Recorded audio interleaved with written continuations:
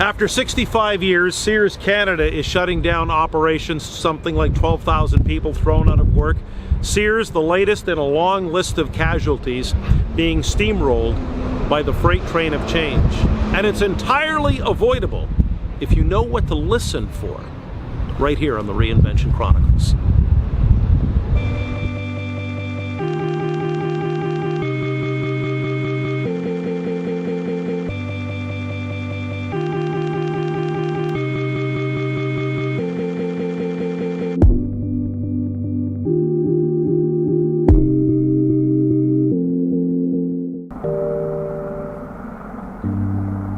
If there's any doubt, the age of disruption is like a hell-bent runaway locomotive. The latest news from Sears Canada more than confirms it. It also more than confirms there's never any shortage of ignorance, denial, greed, outright stupidity, and tragedy when any company of that size goes off the rails on the crazy train to catastrophe.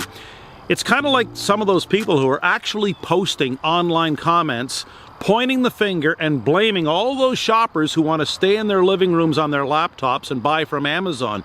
It's almost as though they actually expect these people to scramble out of their homes, get to the busy shopping mall, to find a place to park and support companies, those out-of-step companies, who are led by high-level executives who are actually going to fleece, pillage, and plunder the corporate coffers before the banks swoop in and shut the doors.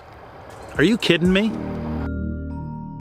And then the story turns tragic when you hear all those stories of the so many thousands of people who are out of work and losing their pensions, especially that story of the 100-year-old woman who worked at Sears for 25 years and has lost all of her pension benefits. You see, just like Kodak, just like Blockbuster, Sears is just the latest example of yet another company who utterly refused to either see or hear the freight train of change that was coming their way. And a lot of it is so much like when we were kids. When we were kids and we used to come out to railroad tracks like this, well, you always knew the train was coming. All you had to do was put your ear to the rail and you could hear it. Well, that's what's happening as we look forward now to 2018.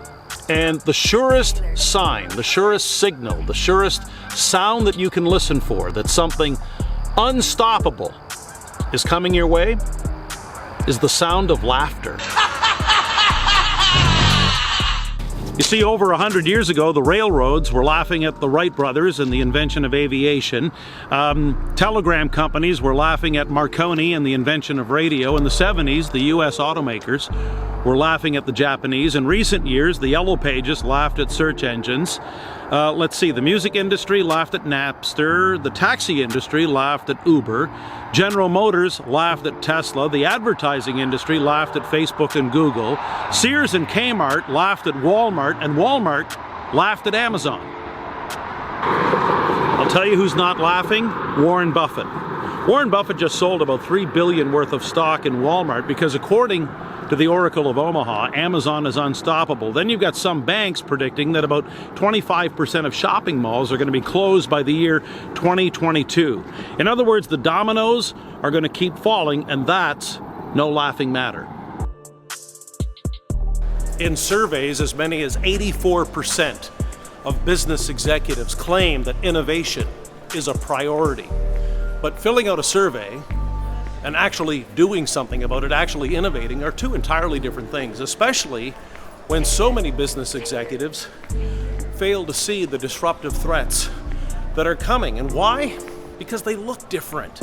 You see, the disruptive threats today aren't the hard assets like land, machinery, buildings, cash. No, they're the soft assets, ideas, vision, with teams of 12 or so men and women bootstrapping, working 16, 17-hour days, writing code in a rented space somewhere, determined to take over the world. And that's why the banks, for example, are still laughing at Bitcoin.